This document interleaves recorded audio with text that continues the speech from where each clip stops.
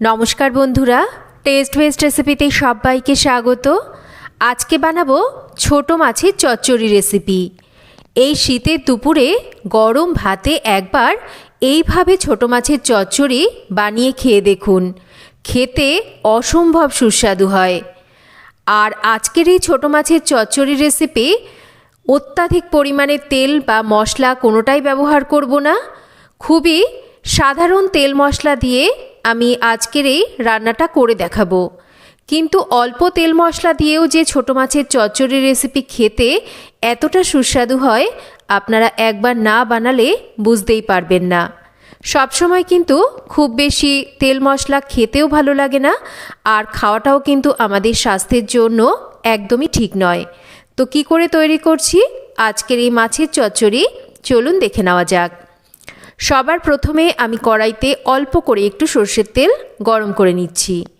তেলটা গরম হলে তেলের মধ্যে সামান্য একটু লবণ আর অল্প একটু হলুদ দিয়ে ভালো করে তেলের সাথে লবণ আর হলুদটাকে মিশিয়ে নেওয়ার পর এখানে আমি দেখুন একদম পাতলা পাতলা করে আলু কেটে নিয়েছি, আর তার সাথে নিয়েছি শিম। এবার এই আলু আর শিমটাকে একটু ভেজে নিচ্ছি। যেহেতু এখন শীতকাল, শীতের এই রকম বিভিন্ন রকম সবজি দিয়ে ছোট মাছের চচ্চড়ি খেতে কিন্তু দারুণ লাগে। তো প্রথমে আলু আর শিমটাকে একটু আমাদের মোটামুটি 70% মতন ভেজে নিতে হবে। আলু আর শিমটাকে প্রথমে আমি দেখুন বেশ একটু মাঝারি করে ভেজে নিয়েছি। এবার এর মধ্যে দিয়ে দিচ্ছি একই রকম করে কেটে নেওয়া কিছুটা বেগুন। এবার বেগুনটাকেও কিন্তু আলু আর শিমের সাথে আমরা ভেজে নেব। আমি প্রথমেই বলেছি আমি প্রথমে অল্প করে তেল দিচ্ছি। এর জন্যই প্রথমে অল্প করে তেল দিয়েছি, কারণ বেগুন দিলে কিন্তু বেগুন অনেকটা পরিমাণ তেল টেনে নেয়। তাই অল্প তেল দিয়ে প্রথমে এই সবজিগুলোকে একটু ভেজে নিচ্ছি, একটু ঢাকা দিয়ে ভেজে নিচ্ছি। ততক্ষণ দেখুন আজকে ছোট মাছের চচ্চড়িটা বানাবো আমি এখানে মৌরলা মাছ দিয়ে।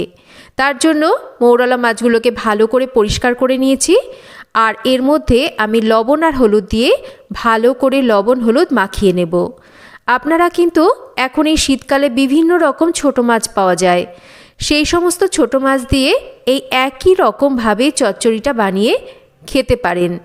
আমি আজকে আপনাদের মৌরলা মাছ দিয়ে বানিয়ে দেখাচ্ছি। এবার মাছটাকে লবণ আর হলুদ মাখিয়ে নিয়েছি, আর এই ছোট মাছের মধ্যে কিন্তু লবণ হলুদ মাখিয়ে খুব বেশিক্ষণ রাখার প্রয়োজন পড়ে না। তাই আমি মাছটাকে লবণ হলুদ মাখিয়ে নিয়ে 2 থেকে 3 মিনিট পরই কিন্তু রান্না করব।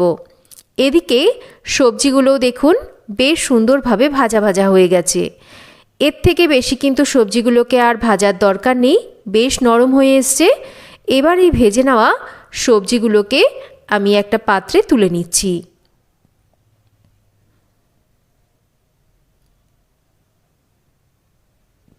সবজিগুলোকে তুলে নেওয়ার পর এবার রান্নার জন্য আমি কড়াইতে দিয়ে দিচ্ছি আরও একটু তেল।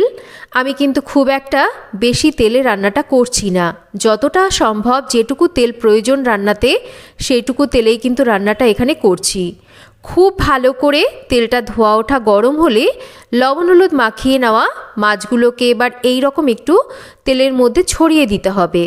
ছোট মাছ ভাজার কিন্তু একটা পদ্ধতি আছে, না হলে ছোট মাছ ভাজতে গেলে কিন্তু মাছগুলো ভেঙে যায়। খুব ভালো করে তেলটাকে গরম করে নিতে হবে, আর তারপর মাছগুলোকে ঠিক এই রকম ছড়িয়ে দিয়ে মাছগুলোকে কিন্তু সঙ্গে সঙ্গে নাড়াচাড়া করা যাবে না। 3-4 মিনিট অপেক্ষা করার পর মাছগুলোকে আলতো হাতে উল্টে পাল্টে হালকা করে ভেজে নিচ্ছি। চচ্চড়ির জন্য কিন্তু ছোট মাছকে খুব বেশি কড়া করে ভাজলে খেতে আমার মনে হয় খুব একটা ভালো লাগে না, অনেকে কাঁচাও কিন্তু রান্না করে থাকেন। এবার মাছ ভেজে তুলে নেওয়ার পর সামান্য কালো জিরে তেলের ওপর ফোড়নে দিয়ে ফোড়নটা হয়ে গেলে দিয়ে দিচ্ছি একটা পেঁয়াজ কুচি। এবার এই পেঁয়াজটাকে একটু হালকা করে ভেজে নেব। পেঁয়াজ দেখুন হালকা নরম করে ভেজে নিয়েছি, খুব বেশি লাল করে ভাজবেন না। এবার এর মধ্যে দিয়ে দিচ্ছি আমি অল্প একটু টমেটো, দিয়ে দিচ্ছি 4-5টা চিড়ে নেওয়া কাঁচা লঙ্কা, তার সাথেই অল্প একটু ধনের গুঁড়ো, একটু জিরের গুঁড়ো দিচ্ছি, আর ঝালের জন্য দিচ্ছি আমি স্বাদ মতন লঙ্কার গুঁড়ো, পরিমাণ মতন হলুদ দিচ্ছি, অল্প জল দিচ্ছি। এবার খুব ভালো করে এই মশলাটাকে আমরা একটু ঢাকা দিয়ে দিয়ে কষিয়ে নেব। অনেকেরই সর্ষে বাটা খেলে কিন্তু একটু অ্যাসিডিটির সমস্যা হয় তারা কিন্তু ছোটো মাছের চচ্চড়ি এইভাবে সর্ষে বাটা ছাড়াও করে খেয়ে দেখতে পারেন। খেতে কিন্তু খুবই ভালো লাগে। এবার দেখুন ঢাকাটা সরিয়ে নিয়েছি, মশলাটা বেশ ভালো করে কিন্তু কষানো হয়ে গেছে। আরও একটু ভালো করে কষিয়ে নিলাম। এবার ভেজে নেওয়া সবজিগুলোকে দিয়ে এই মশলার সাথে আমরা আরও একটু ভালো করে সবজি আর মশলাকে কষিয়ে নেব।